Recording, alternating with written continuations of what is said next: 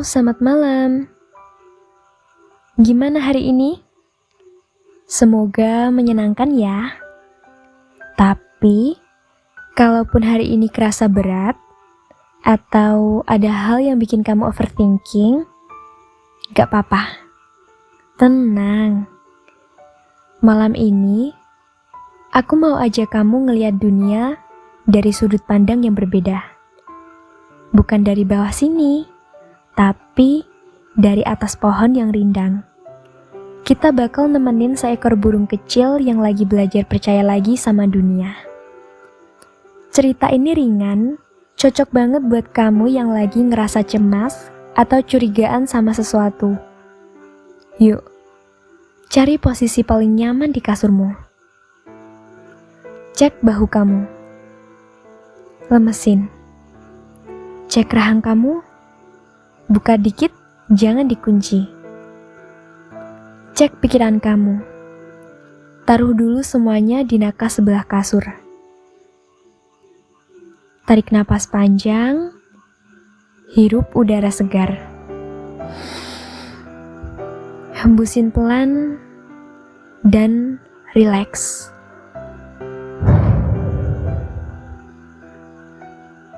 Udah siap terbang? Dengerin cerita ini ya.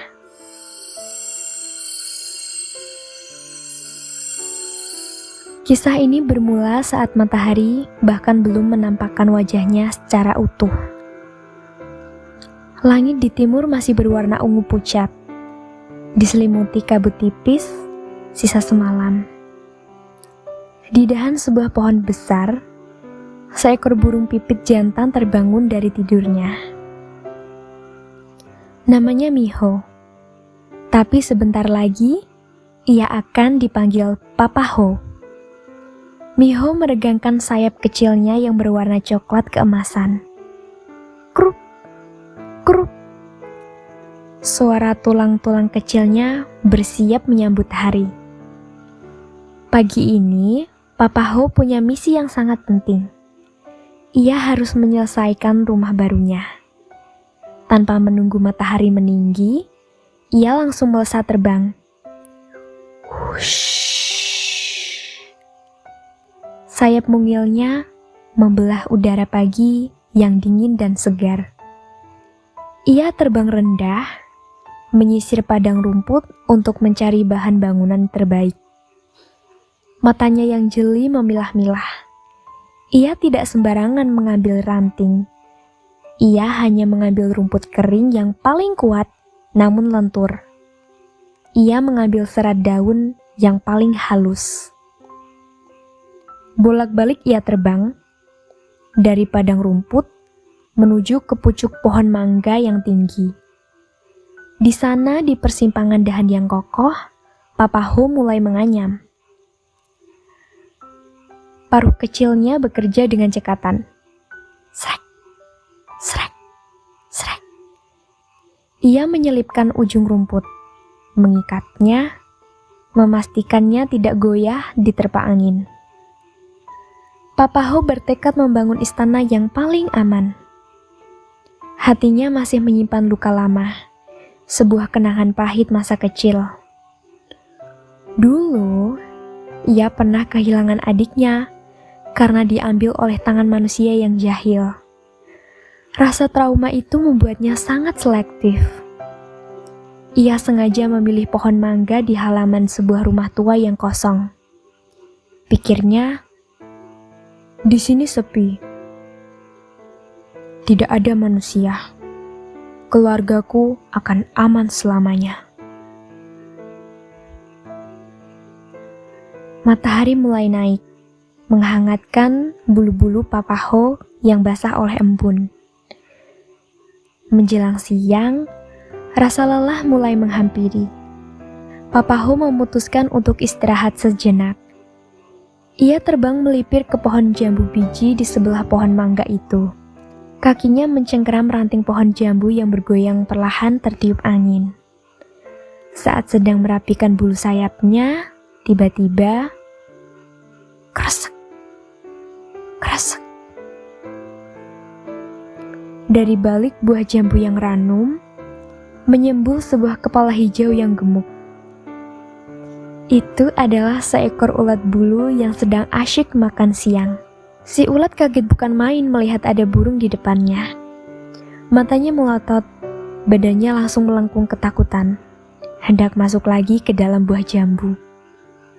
Melihat itu, Papa Ho justru tertawa. Hahaha. Hei, tenanglah kawan, kicau Papa Ho ramah. Jangan takut, aku tidak makan ulat. Aku vegetarian. Aku cuma makan biji-bijian.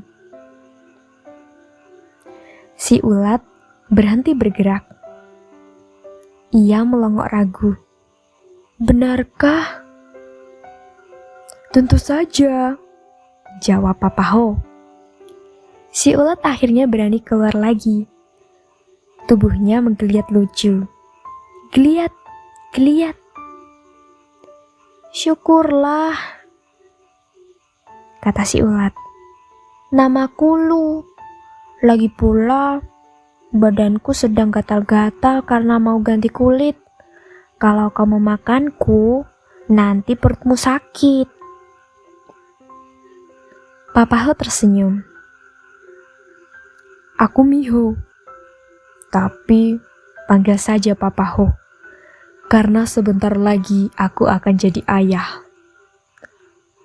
Aku sedang membangun sarang di pohon mangga sebelah sana.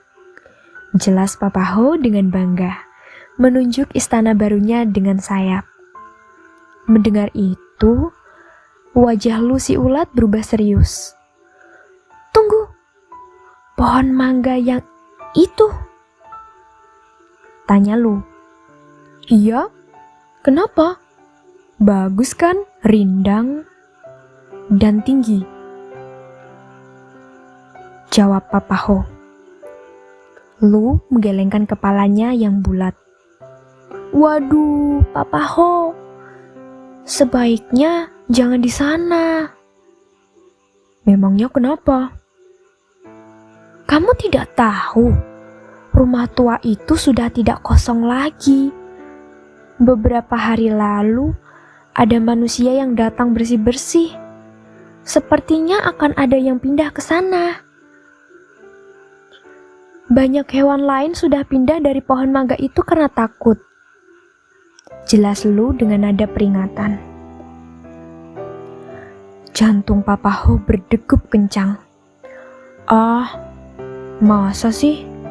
Rumah itu sudah lama kosong kok. Aku tidak melihat siapa-siapa. Papa Ho berusaha menyangkal. Ia tidak mau percaya. Terserah kamu, Ho. Aku sih cuma ngasih tahu. Aku sendiri santai saja. Sebentar lagi aku jadi kepompong, lalu jadi kupu-kupu yang keren. Wush, aku bisa terbang bebas, kata Lu dengan sedikit gaya sombong yang jenaka. Obrolan itu berakhir singkat. Papa Ho pamit untuk kembali bekerja.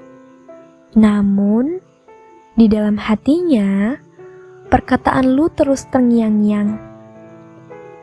Sambil menganyam sarang, matanya terus melirik ke arah rumah tua di bawah sana. Jendelanya tertutup rapat. Halamannya sunyi.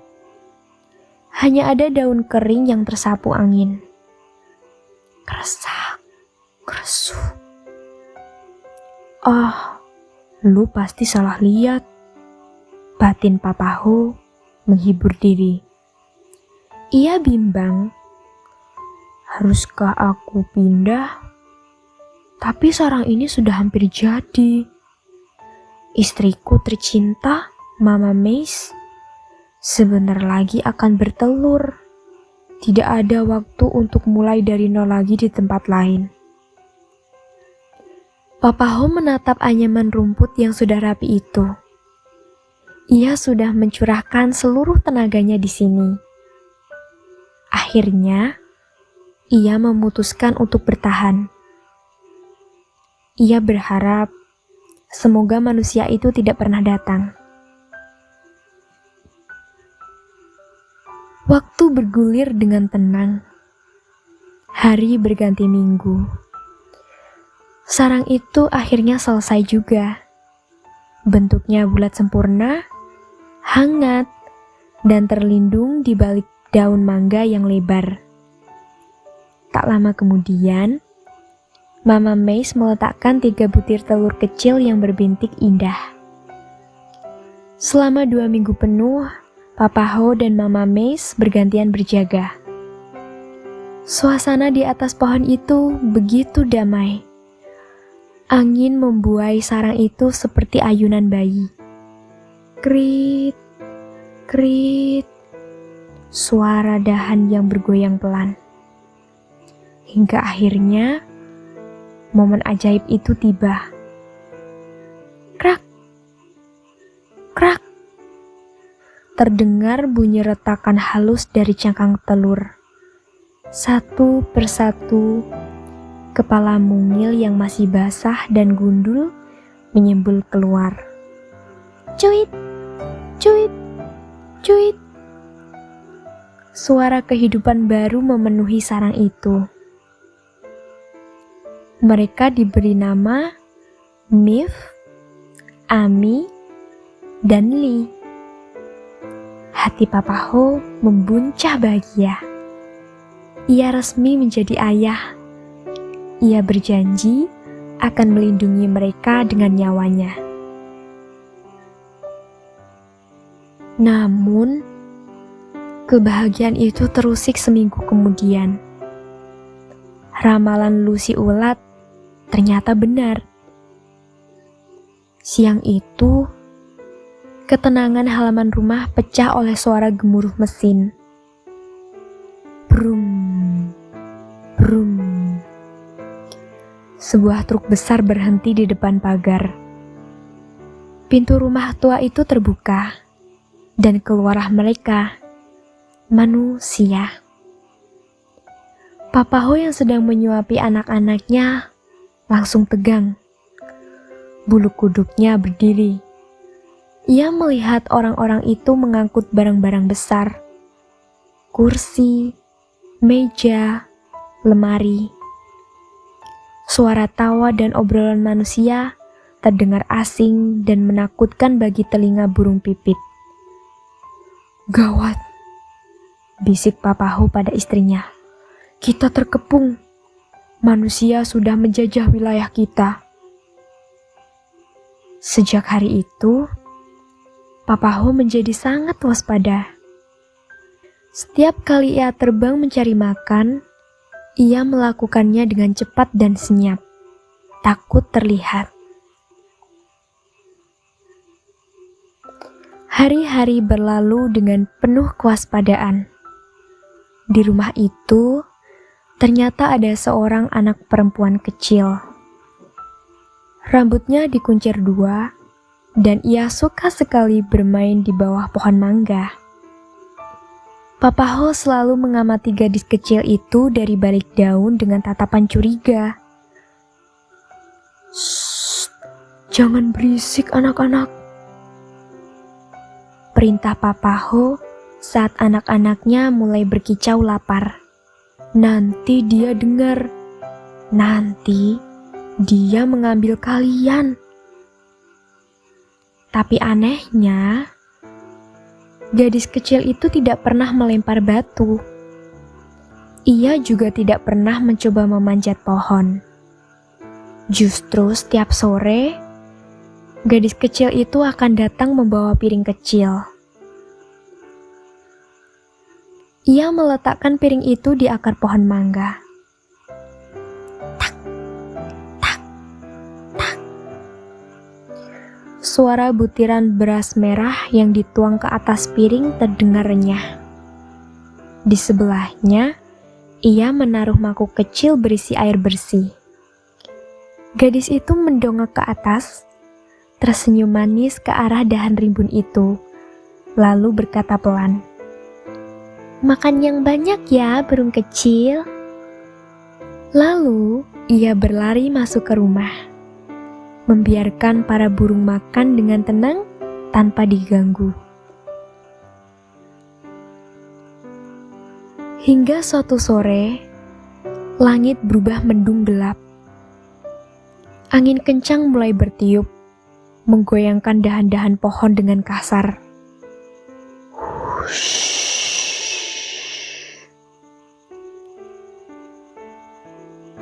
Papa Ho sedang disarang, menjaga ketiga anaknya yang mulai tumbuh bulu. Mif, Ami, dan Lee sedang belajar mengepakkan sayap. Tiba-tiba seekor belalang datang dengan napas terengah-engah. Papa Ho, Papa Ho!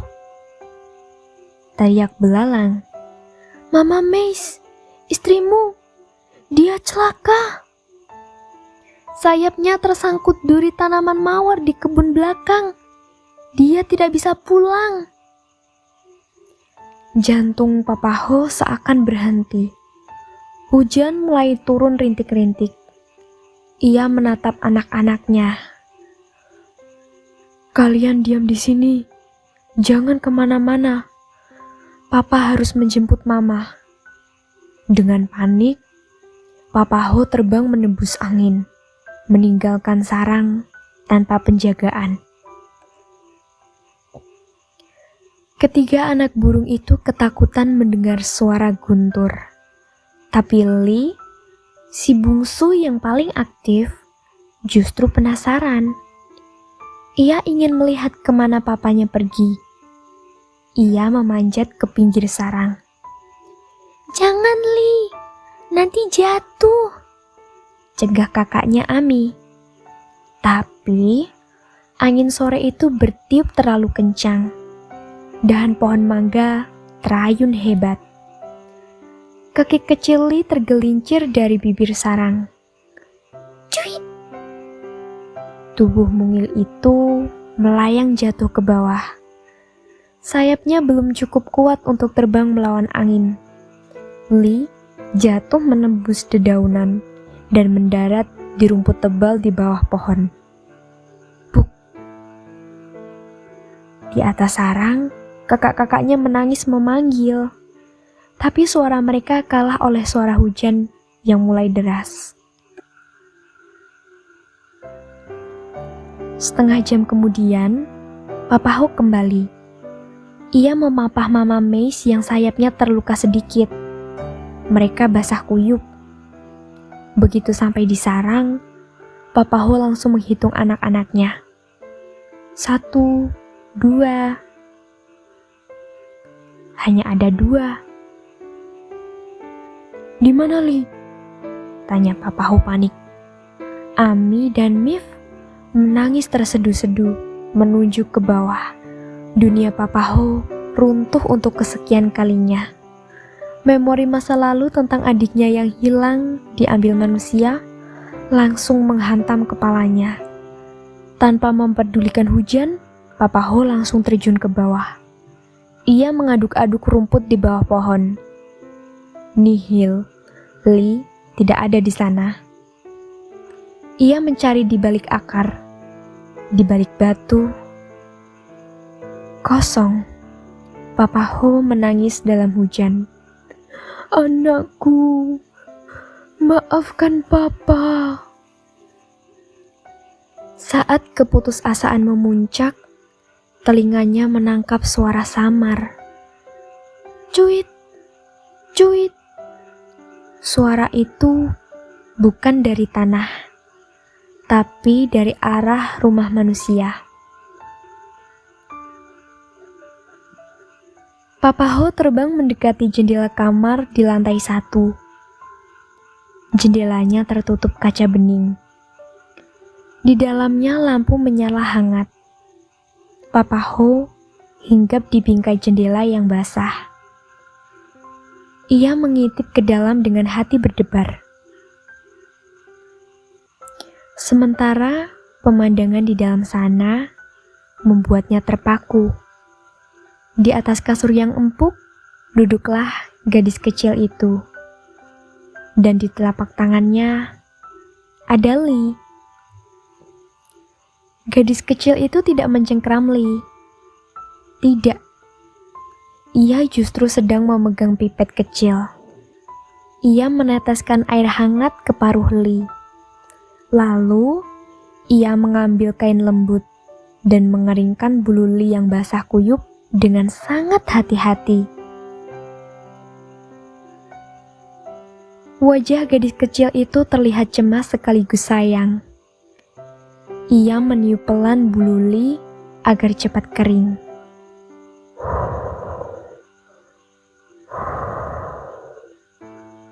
Lee terlihat sangat tenang. Ia tidak meronta. Ia justru memejamkan mata, menikmati kehangatan tangan raksasa itu. Papa Ho tertegun. Ia melihat tidak ada niat jahat sedikit pun. Yang ada hanya ketulusan. Gadis itu mengambil kotak sepatu yang sudah dialasi kapas, lalu meletakkan Lee di sana agar hangat. Papa Ho memberanikan diri. Ia mengetuk kaca jendela dengan paruhnya. Tok, tok, tok. Gadis kecil itu menoleh. Ia melihat Papa Ho yang basah kuyup di luar jendela. Matanya berbinar. "Ah, itu ayah kamu," serunya pada Lee. Gadis itu beralih kecil membuka jendela. Angin dingin masuk. Tapi Papa Ho tidak lari. Ia masuk ke dalam kamar. Ia hinggap di ujung kotak sepatu. Gadis kecil itu mundur selangkah, memberi ruang. "Maaf ya, burung kecil," ucap gadis itu pelan. "Tadi aku nemuin dia jatuh di rumput kedinginan, jadi aku bawa masuk sebentar." Papa Ho menatap gadis itu, lalu menatap Lee yang sudah hangat dan kering. Runtuh sudah semua prasangka buruknya. Hatinya luluh. Ia berkicau pelan, menundukkan kepalanya sebagai tanda terima kasih. Gadis itu tersenyum manis. "Bawalah dia pulang. Kasihan ibunya, pasti mencarinya." Ia menyodorkan kotak itu ke jendela, membiarkan Papa Ho menuntun anaknya terbang kembali ke sarang yang tidak jauh dari situ. Sejak kejadian itu, tembok pembatas antara keluarga Papa Ho dan keluarga manusia itu runtuh sepenuhnya. Mama Mei sudah sembuh, Lee sudah bisa terbang lancar. Di setiap sore, pemandangan di bawah pohon mangga itu menjadi sangat indah. Gadis kecil itu akan membaca buku di bangku taman. Dan di dahan tepat di atas kepalanya, Papa Ho, Mama Mei, dan ketiga anaknya akan berkicau riang. Terkadang, Lee yang nakal akan terbang turun dan hinggap di bahu gadis kecil itu sebentar. Lalu terbang lagi sambil tertawa. Tidak ada lagi rasa takut. Tidak ada lagi curiga. Papa Ho belajar satu hal berharga. Bahwa tidak semua masa lalu yang pahit akan terulang kembali. Dan ternyata kebaikan itu bahasa universal. Tidak peduli kamu punya sayap atau tangan. Hati yang tulus akan selalu bisa dirasakan.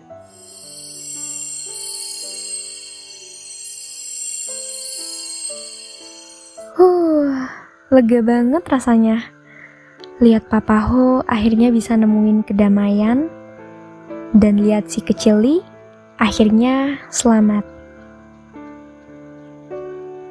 Cerita malam ini tuh seperti pelukan hangat buat hati kita yang mungkin lagi keras. Kadang kita tuh pasang tembok tinggi banget ke orang lain atau ke situasi baru. Cuma karena kita takut sakit lagi kayak dulu.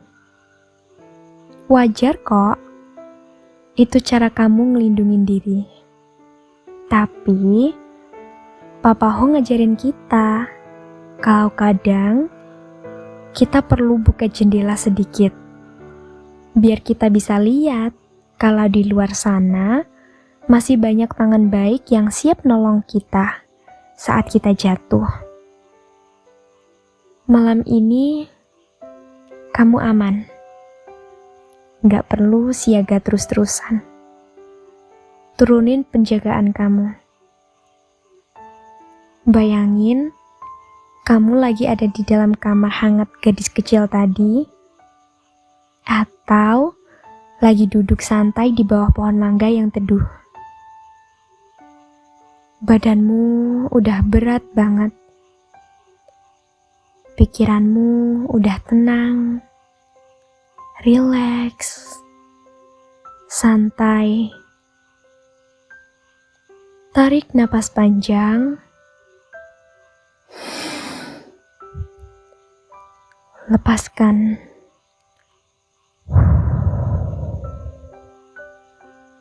Tidurlah.